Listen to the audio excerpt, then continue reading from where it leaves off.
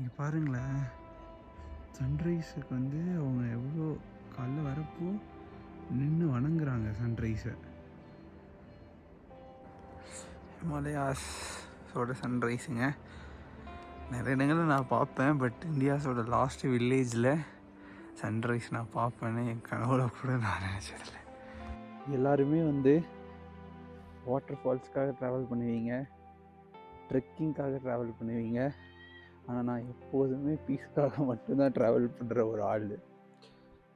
இந்தியாவோட லாஸ்ட் வில்லேஜில் என் மூஞ்சில் ஒரு மஞ்சள் கலர் ஒளி தெரியுதா?